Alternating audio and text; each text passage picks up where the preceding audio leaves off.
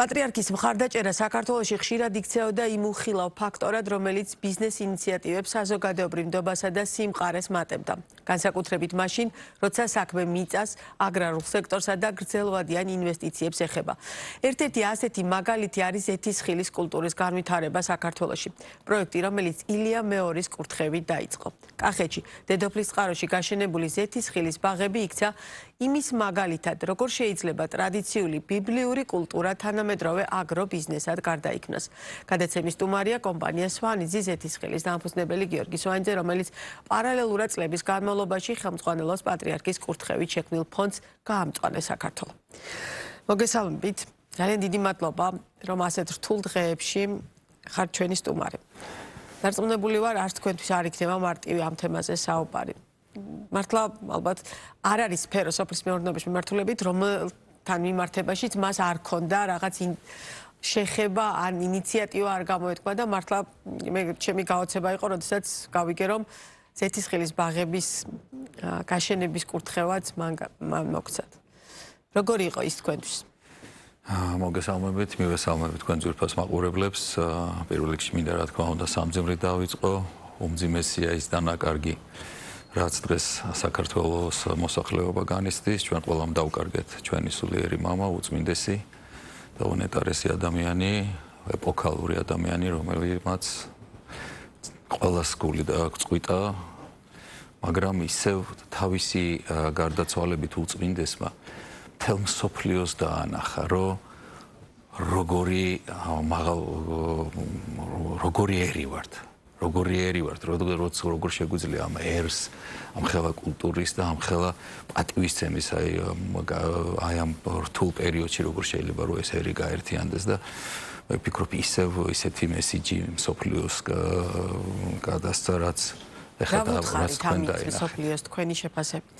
ამ დღეებში ძალიან ბევრია საუბარი, რომ ჩვენ მსოფლიოს ვუთხარით ის, რის თქმაც გვინდოდა და რა იყო ეს თქვენთვის, თქვენი აზრით, რა სათქმელი ვუთხარით? ეს იყო, რომ ჩვენ ვართ განსაკუთრებული ერი, ჩვენ ვართ განსაკუთრებული დიდი კულტურის, დიდი ტრადიციების მიმდევარი ერი, რომელიც ესე ადვილად არ შეიძლება ესე ადვილად გარდაიქმნეს, ან ისე რაღაც ადვილად არ უნდა ესაუბრო ამ ერს. ეს არის ძალიან დიდი ერი, რომელსაც უნდა პატივისცემი და მოწიწებით უნდა ესაუბროს მთელი მსოფლიო. მე ვფიქრობ, რომ ეს მესიჯი გაუგზავნა და დაანახა უწმინდესმა მთელ მსოფლიოს.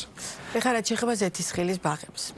აი როგორ მოხდა ეს, რომ პატრიარქმა რატო გადაწყვიტა, რომ დავუშვათ ამ შემთხვევაში უნდა ყოფილიყო ზეთისხილის ბაღების კურთხევა საჭირო? მე მოგიყვებით ჩვენ ურთიერთობას უწმინდესთან, უწმინდეს კიდევ საკმაოდ საინტერესოა ბატონ მალაშამ თქვა პაპაშუმა, რომ მე საქონლეობის მიმართულებაზე მთხოვა მთელი ყურადღების გადატანა და სწორედ ის ფერმა, რომელიც დღეს მას აქვს შექმნილი, სწორედ მის სახელს უკავშირდება, ანუ მისი ინიციატივით შექმნა რეალურად ბატონ მალაშამ. თქვენ შემთხვევაში ახლა ეს მართლა აღმოჩენა იყო. ზუსტად იგივეა ჩვენ შემთხვევაშიც. სანამ აქამდე მოვალ გეტყვით ჩვენ ურთიერთობას 99 წლიდან 9 აპრილს მაშინ იმ დროიდან ვიცნობთ უწმინდეს 9 აპრილის მერე ჩვენ სტუდენტები რომელიც ვიყავით აქტიური მონაწილეები ამ 9 აპრილს და მოშიმშილეთ რიგში ვიყავით შემდგომ ხშირად ლოცვებზე დავდიოდით უწმინდესთან და იქიდან მოდის ჩვენი ურთიერთობა. შემდგომ 98 წელს ჩვენ ჰოლანდიაში ცხოვრობდით რაღაც გარკვეული პერიოდი და უწმინდესი ჩამობრძანდა, უწმინდესის პირველად ჰოლანდიაში ჩამობრძანება ჩვენი და ჩემი დის თიკა სვანიძეს და ჩვენი ერთ-ერთი მაშინ მახსოვს ჰერბერტ რუდხარდი და ადმირალი ორგანიზებული იყო და ერთ-ერთ გასეირნებაზე უწმინდეს ძალიან უყვარს ყვავილები, მცენარეები და განსაკუთრებული ურთიერთობა ჰქონდა მცენარეებთან და ერთ-ერთ ესეთ გასეირნებაზე გავედით და ვნახეთ ტიტების 200 ჰექტარი, აი თვალს ვერ გააწვდენდით, ტიტების უდიდესი ბაღი. და მაგ პერიოდში მიდიოდა ესე კომბაინი და ამ ტიტებს ჭრიდა და ყრიდა გვერდზე.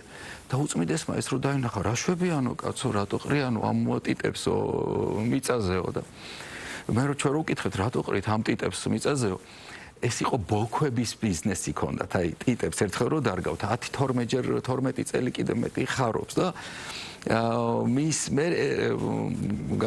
განცვიფრება ის იყო, რომ ეს ტიტები იყრებოდა და იმათ მარტო ბოლქვები აინტერესებდათ რა, ეს ბიზნესი ქონდა და ჩვენ საქართველოში რო ბრუნდებოდით, ყოველთვის ჩამომქონდა ეს ბოლქვები უწმინდესთან საჩუქრად და ერთხელ ესეთ ჩამოსვლაზე მე ვათვალიერებდით, როგორ ირგვებოდა, როგორ ხარობდა ეს ტიტები და ერთხელ ესეთ ჩამოსვლაზე უწმინდეს მომაჩვენა ზეთისხილის ხე, რომელსაც ორი ზეთისხილი, რამოდენიმე ზეთისხილი კაკალი ესხა და ყოველ ვეუნებიო შვილო გიორგიო რომ აი დარგეთო ზეთისხილიო ყოველასო და შენ გაძლევ ლოცვა კურთხევასო რომ ეს დარგიო შემოიტანო საქართველოსიო და გაავრცელო და ზუსტად მახსოვს რომ ჩვენ ერთ-ერთი ფესტივალი იყო მაშინ იმაში სხვადასხვა ფესტივალებზე დავდიოდით და ეს ზეთისხილის კულტურა შემოვიტანეთ ჩვენებურების ფესტივალიდან მაშინ თურქეთიდან ესპანეთშიც ვცდილობდით შემოტანას მაგრამ ამ ნერგებმა ისე გაიხარო, მანამდე ჩვენამდე ცდილობდნენ რამოდენიმე ადამიანები თუ კომპანია ზეთისხილის დარგვას და გახარებას, მაგრამ სანამ უწმინდესმა ლოცვა კურთხევა არ მოგცა აი ამ დარგის განვითარებაში, მანამდე ეს დარგი არ განვითარდა. და უფრო მეტსაც გეტყვით, სასწაულს გეტყვით, რომ პირველი ხე როგორც კი დავრგეთ ზეთისხილის ჩემ სოფელში, ჩვენი სოფლის თავზე მაშნარში, საქობოში, პირველი ხის დარგვის შემდეგ 10 წელიწადში გავხდი სოფლიო ზეთისხილის საერთაშორისო საბჭოს გაეროს ორგანიზაციის პრეზიდენტი. რო არ ყოფილიყო უწმინდესით ლოცვა კურთხევა, ის არც დამესიზმრებოდა, კი არა ის აი წარმოუდგენელი რამე იყო, რომ აი ამ სოფლიოს უდიდეს ქვეყნებში, როგორც არის ესპანეთი, საბერძნეთი, იტალია, 48 ქვეყანა ზეთისხილის წარმოებელი ქვეყანა და საქართველოს ქართველი ადამიანი, საქართველო ხდება აი ამ ორგანიზაციის თავმჯდომარე ქვეყანა და ქართულს ირჩევენ პრეზიდენტად. აი ეს მართლა წარმოუდგენელი რაღაცა იყო. ყველაფერი გაშენდა, გაკეთდა ქარხნანაც. მე როგორი რეაქცია ქონდა ხომ ხშირად გსტუმრობდათ? უწმინდესთან ყოველთვის მე ძალიან ბედნიერი ვარ, რომ ამის გარდა უწმინდესმა რომ აი ეს დარგი, წარმოგიდგენიათ რამხელა დარგი აჩუქა ხო დღეს მოსახლეობა 3000-ზე მეტი მილიონობით ხე დაირგო საქართველოში ამხელა დარგი განვითარდა მაგის გარდა მე გახლავდით უწმინდესის ფონდის გაამწვანე საქართველოს თავმჯდომარედ სადაც ბატონი გოჩა არონეშიძეც იყო ჩვენი თანამშრომელი კოლეგა მეუფე მამო თეოდორე რომელიც ერთად ხელმძღვანელობდით აი ამ ფონდს უწმინდესი ხელმძღვანელობდა აი ყველა ხის დარგვას უდიდესი წვლილი აქვს უწმინდეს შეტანილი როგორც აი ამ აგრო სექტორის ამ აგრო დარგის განვითარებაში ასე საქართველოს გამწვანებაში სხვადასხვა ყველა რეგიონებში ურგავდით როგორც ეპარქიებში ასე ყველა რეგიონებში თბილისის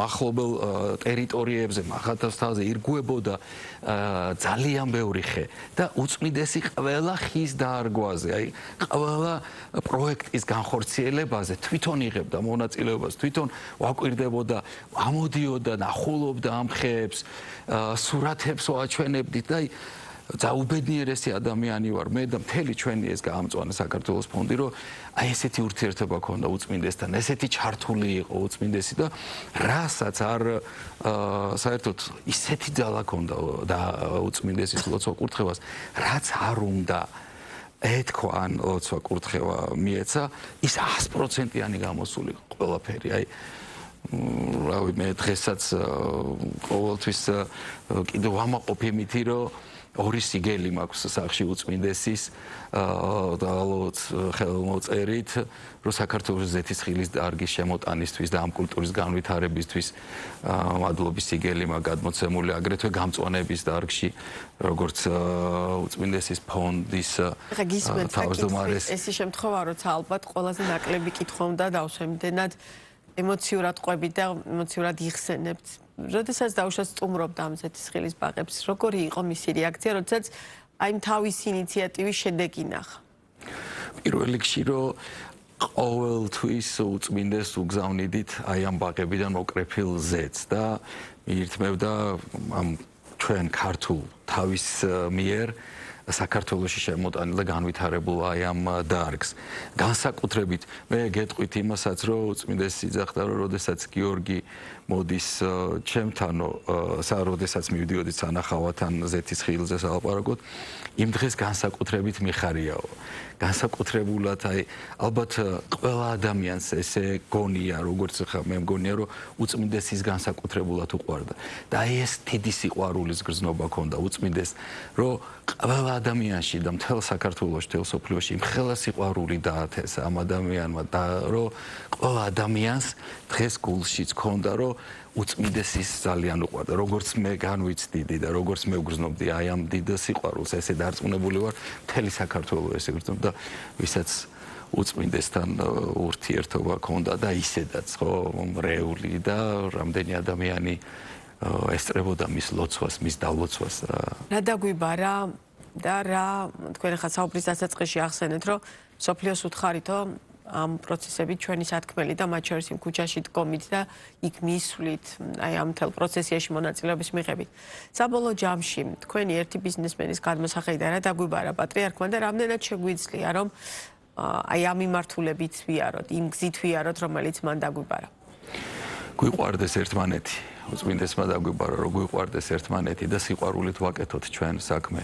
ვიყოთ აუდგეთ ადამიანები, ერთი ქართველები, ერთი მეორეს გვერდით და ქართული საქმე სიყვარულით ვაკეთოთ. აი ვფიქრობ, რომ აი მისი დანაბარები ეხა აი ის პერიოდია და ის დროა, რომ უნდა გავერთიანდეთ ერიც, ბერიც, მთელი ქვეყანა, მთელი ქართველები და ერთად თუ კი რამე გვაქვს დღეს ჩვენ პრობლემები ყველა ქვეყანას როგორც ხო თავისი გადასალახი ერთად გადავლახოთ.